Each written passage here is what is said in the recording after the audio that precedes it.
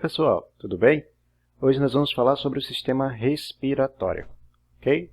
Então vamos falar o básico do sistema respiratório. Ele é um conjunto de órgãos responsáveis pela absorção de oxigênio, a captura desse oxigênio, manda ele para um local onde ele vai ser distribuído e ele faz o quê? A distribuição, quando lança na corrente sanguínea, e depois ele captura de volta o gás carbônico retirado das células.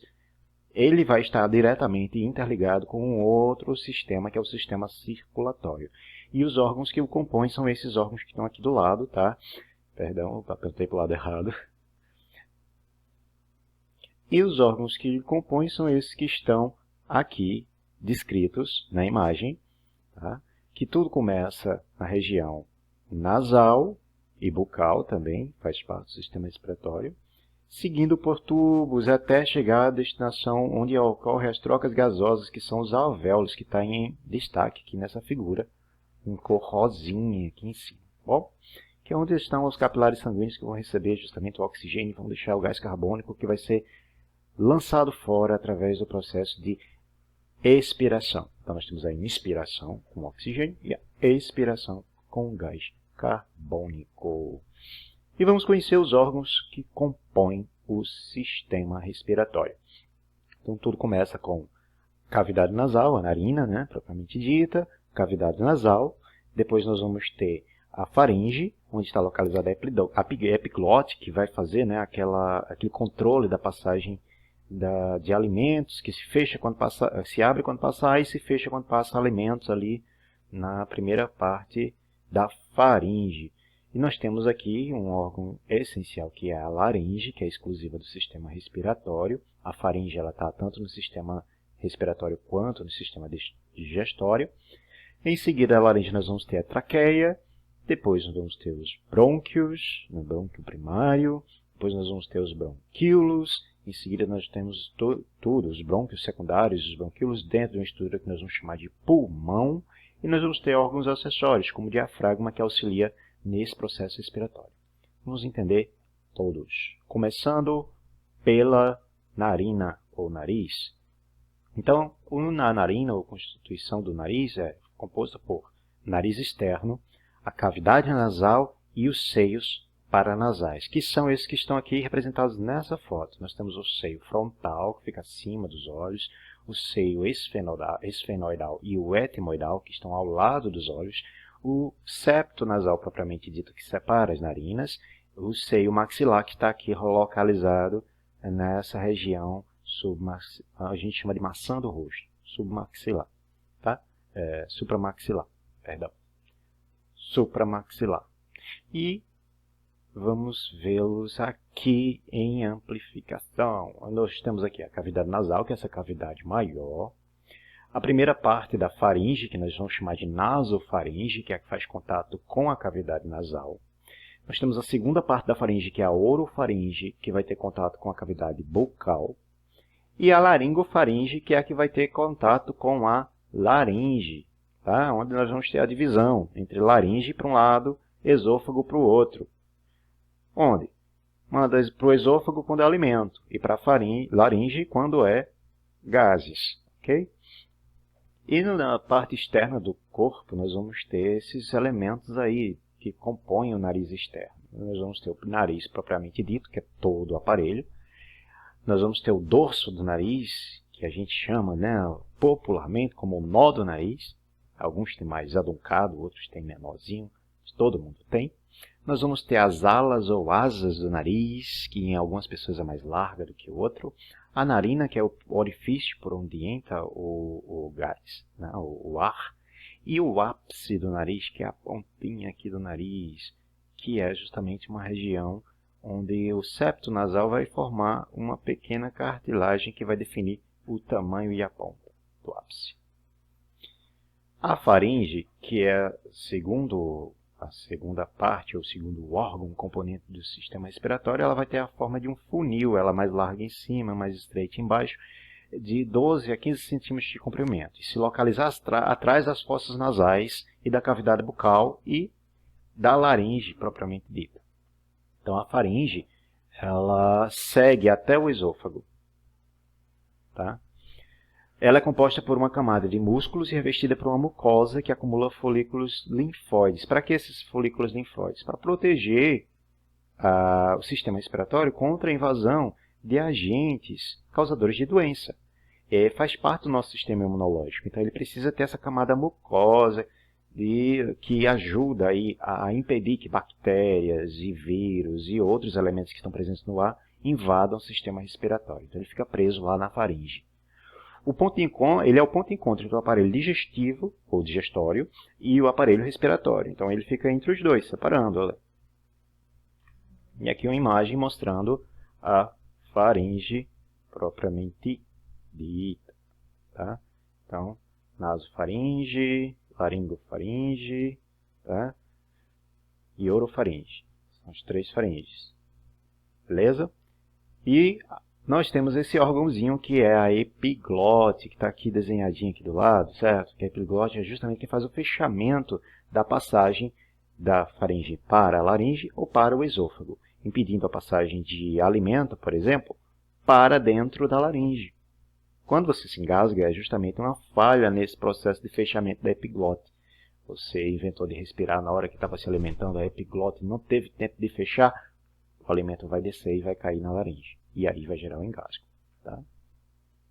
A laringe, que é essa segunda parte do aparelho respiratório, ela também é responsável pela fonação. É nela que nós vamos ter aqui esses ossinhos cricoides que atuam.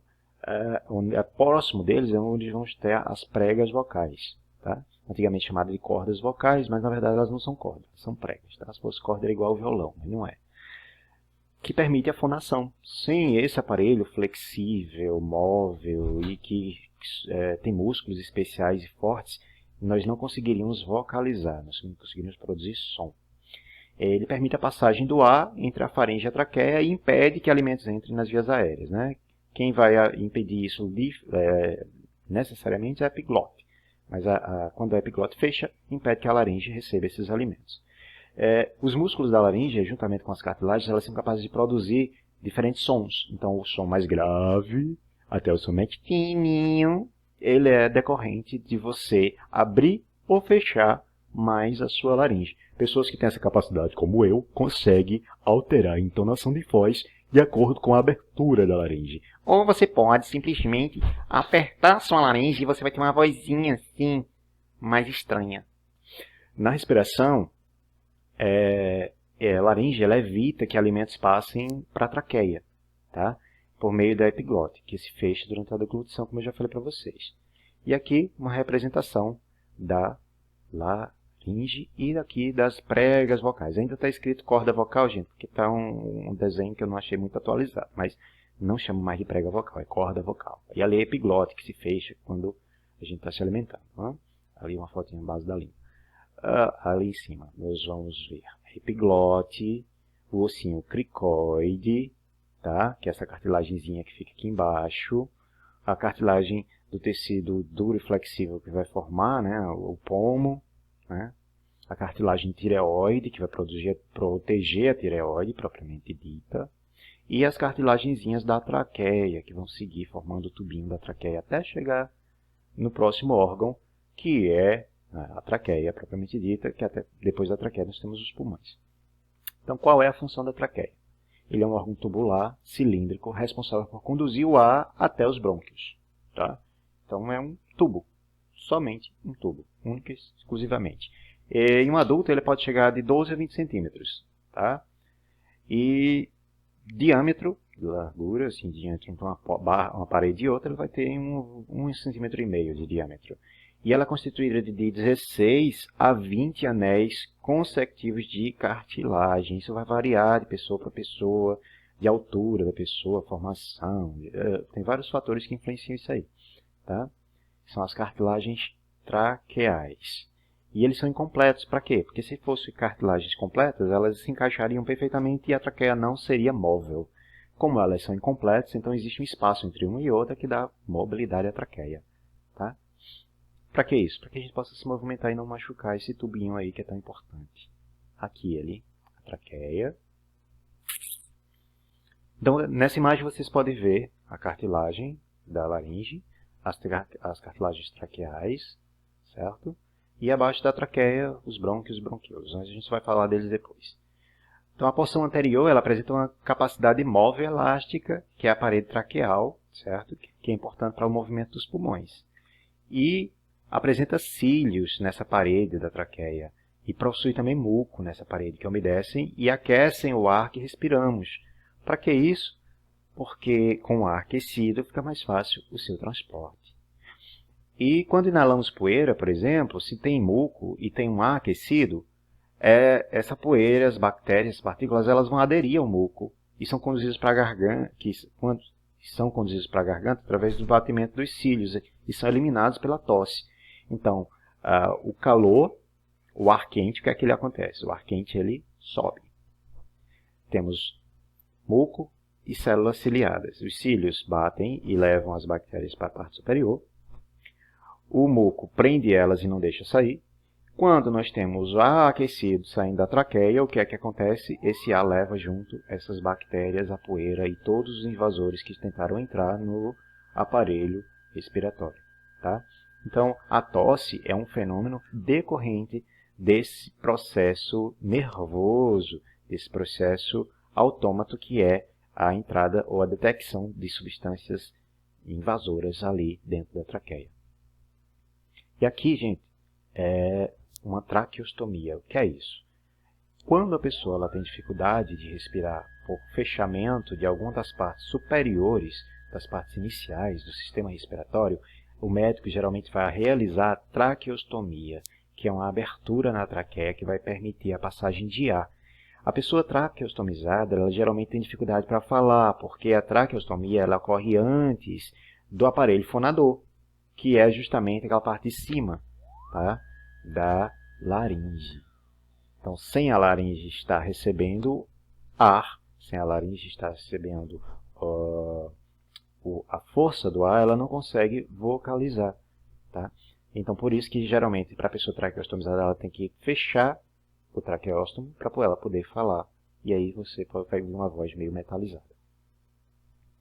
Após a traqueia, nós vamos ter os pulmões, que é onde ocorrem as trocas gasosas do oxigênio com o sangue.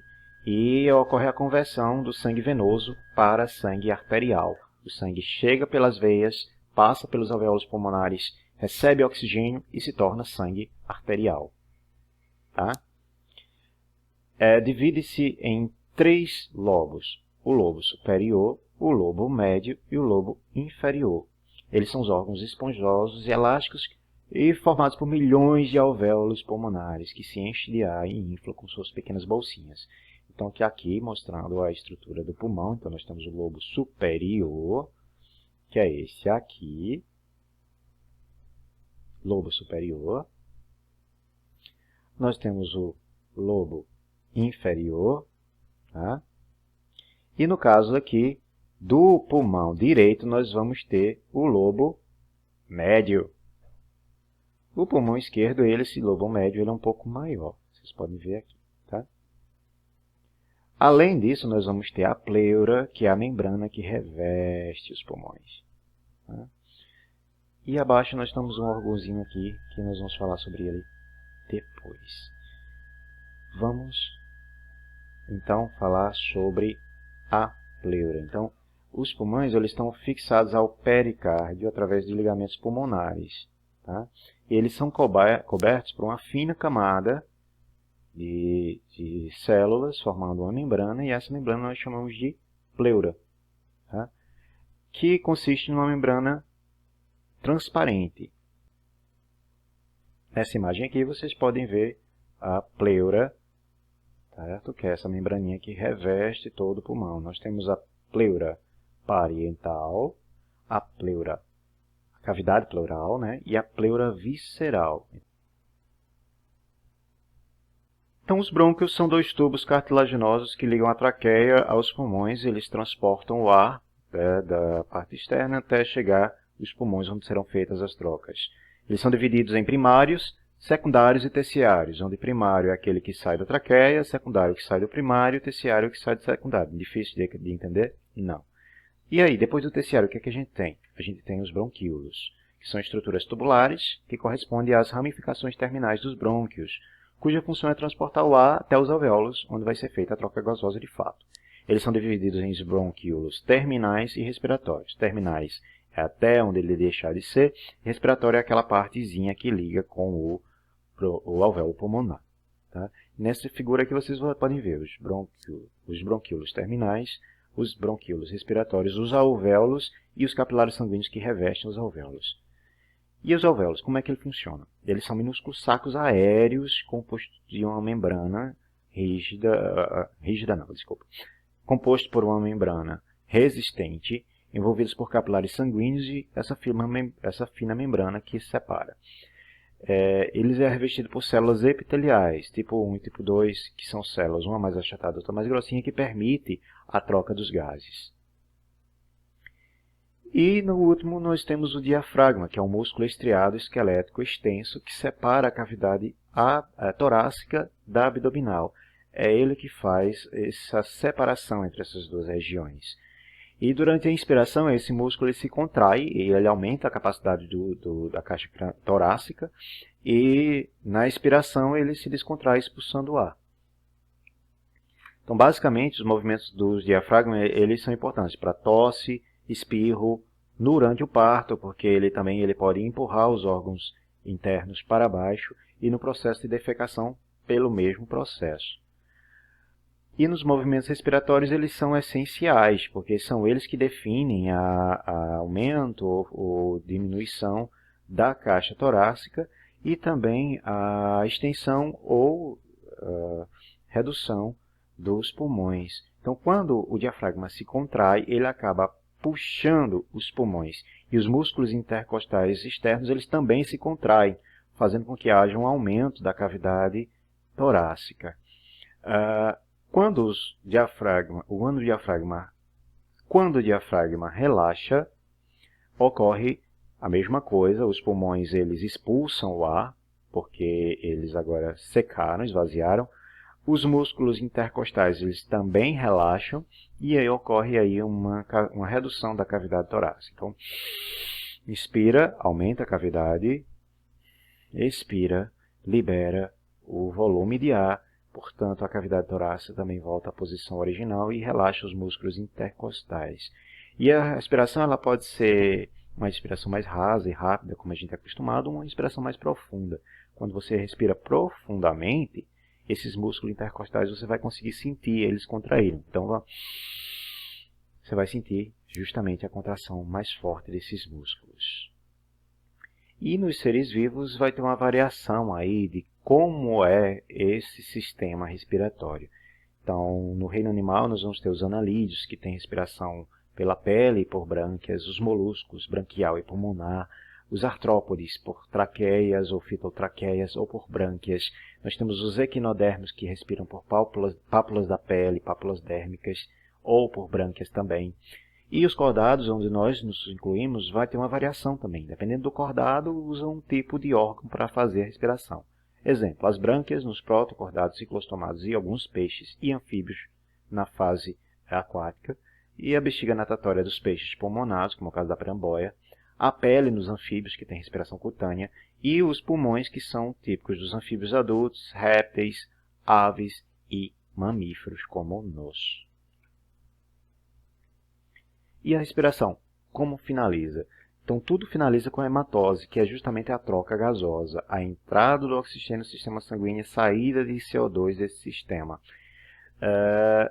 Como acontece isso? Nessa imagem vocês vão ver aí, ó, vocês vão ver esse tubo em U, que esse tubo que ele está fazendo, ele está mostrando como é o fluxo do sangue e a entrada e saída de oxigênio e saída de CO2 saindo do vaso sanguíneo para o alvéolo. Então, o capilar sanguíneo traz as hemácias que carregam o oxigênio, então essas hemácias recebem o oxigênio, e ao momento que elas recebem o oxigênio, elas liberam o CO2.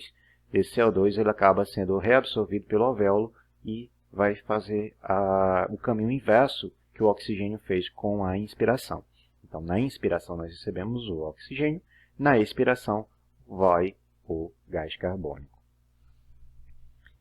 Então, nessa imagem aqui, vocês vão poder ver, observar nessa primeira aqui, ó, a chegada do oxigênio aqui em cima, e o oxigênio ele vai para os tecidos celulares aqui do lado. E aí o que acontece? Ele recebe oxigênio e vai para os tecidos onde ele libera esse oxigênio. Então a oxihemoglobina, que é a proteína responsável pelo transporte do oxigênio, libera esse oxigênio aí lá nos tecidos para serem reabsorvidos. Diferente desse processo aqui embaixo, onde nós temos desse lado de cá, certo? Aqui no cantinho, nós vamos ter o gás carbônico sendo liberado. Então o processo começa o processo começa aqui, deste lado aqui, onde a hemoglobina recebe gás carbônico, então a carbohemoglobina adere esse gás carbônico e leva ele para este canto aqui, onde os alvéolos vão captar esse gás carbônico.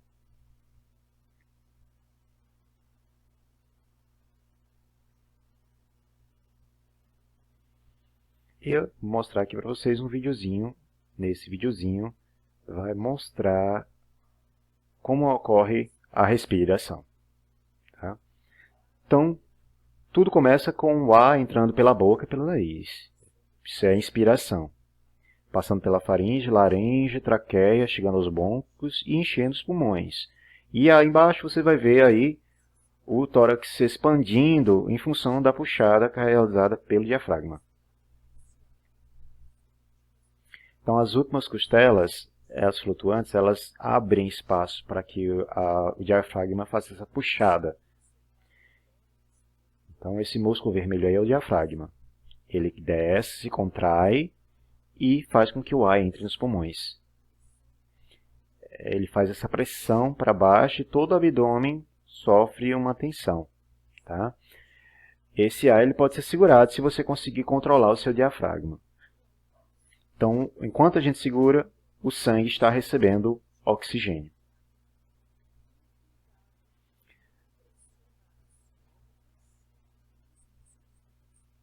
Tá? Depois desse processo, continuando, nós vamos ter a expiração. A gente vai permitir a saída do ar. Então, o diafragma se descontrai e o ar sai seguindo o mesmo caminho. Então, esse processo todo é o que a gente chama de respiração. A entrada e saída do ar aqui para os pulmões em função da abertura da caixa torácica influenciada pelo diafragma. Ok? Vamos então falar sobre as doenças respiratórias. Então, basicamente o que a gente conhece, bronquite, rinite, tuberculose e efizema pulmonar são exemplos de doenças respiratórias causadas por agentes infecciosos ou não. Pode ser simplesmente uma reação imunológica, como, por exemplo, a alergia respiratória. Ela é em função de uma resposta imunológica do nosso corpo a qualquer tipo de invasor. Pode ser um vírus, pode ser uma bactéria, pode ser poeira, pode ser qualquer tipo de elemento que, quando entra em contato com a nossa traqueia, a traqueia, lembra que eu falei para aí que ela tem uma camada mucosa, ela vai receber essas partículas, e essas partículas elas vão receber a influência da histamina, que é uma substância liberada pelo nosso corpo, que vai fazer, no caso, liberada pela presença de anticorpos, liberando anticorpos. Então, quando a histamina ela não é liberada em grandes quantidades, nós temos a alergia, ou o processo alérgico, inflamação, todo o processo dos tecidos respiratórios que vão ficar inflamados. Tá? Então, nessa figura ela mostra bem isso, né? A entrada do alérgeno e a reação alérgica local. Nós temos a sinusite, que é uma inflamação da mucosa dos seios nasais. Lembra que no início da aula eu mostrei para vocês os seios nasais? Tá? Então, esses seios eles podem receber também entrada de micro-organismos que, quando chegam lá, inflamam, infeccionam. E essas inflamações, elas vão gerar líquidos. Esses líquidos se acumulam nos seios e geram um fenômeno chamado sinusite. Tá? Quando a gente sente dores nessa região, em função da presença desse pus ou desse líquido decorrente aí do processo inflamatório. Pneumonia. Nesse caso não é nos seios, mas nós vamos ter uma infecção instalada dentro dos alvéolos pulmonares.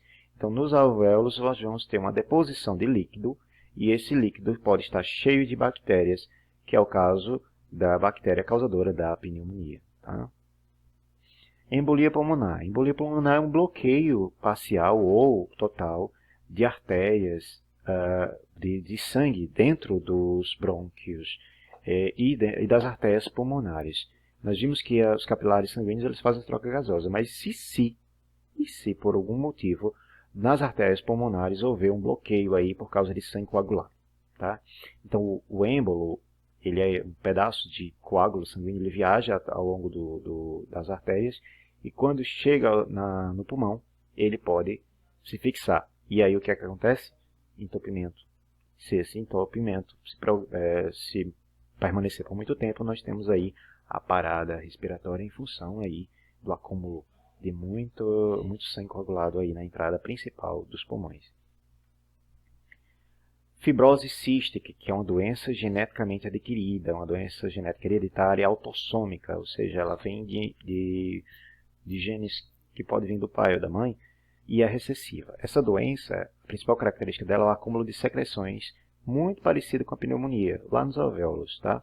Mas é uma secreção que não envolve bactéria, não tem uma bactéria propriamente dita, é simplesmente uma secreção pegajosa que fecha os alvéolos e não permite que ocorram as trocas gasosas. Essa doença é um problema, porque a fibrose cística ela atrapalha o desenvolvimento da criança, porque se a criança não respira bem no início da vida, ela não vai ter a nutrição das suas células com oxigênio, desoxigenação do cérebro e vários problemas que isso possa decorrer. Outra doença muito conhecida é a asma. A asma e a bronquite. Tá? Na verdade, elas são variações. O que é a asma? A asma é simplesmente uma alteração na espessura dos brônquios e dos bronquíolos. O que é que nós temos aí? Nós temos os bronquíolos terminais. Lá nos bronquíolos terminais, já próximo dos alvéolos, eles podem ter um fechamento. Quando existe esse fechamento do bronquíolo terminal, tá? Ou dos bronquíolos respiratórios, o que é que pode acontecer? Pode acontecer a não passagem dos gases. Então, não sai gás carbônico, nem entra oxigênio. Então, por isso que o asmático, ele geralmente vai ter uma sensação de respiração difícil, porque ele puxa, o diafragma puxa, os pulmões enchem, tentam se encher, mas o ar não vai para os alvéolos. Tá? E a doença pulmonar obstrutiva crônica, o DPOC, que é a bronquite, tá? Que é uma doença crônica intimamente relacionada ao tabagismo também. Né? Você pode ter a bronquite crônica, aquela que você nasce com ela, e pode ter a adquirida mesmo. Você fumou demais, a pessoa fuma muito, ela geralmente desenvolve essa doença. Outra evolução dessa doença, no caso, é efizema pulmonar. Tá? Então, começa com a bronquite, que é o fechamento e a inflamação, o excesso de muco dentro dos bronquíolos, dos bronquíolos. E no estágio final, no caso da efizema pulmonar, ocorre a morte dos alvéolos, que dá essa coloração aí do pulmão do fumante, uma coloração mais preta. E por último, nós temos o câncer de pulmão, que são a formação de nódulos aí nessas regiões dos bronquíolos, dos brônquios ou do tecido mesmo alveolar. Tá? Não, a natureza pode ser genética, pode ser em função de uma mutação genética, mas que é uma doença muito difícil de lidar. Então é isso que eu tinha para falar para vocês. Espero que vocês tenham aproveitado bastante e até a nossa próxima aula, seja ela síncrona, seja visual. Até a próxima. Tchau, tchau.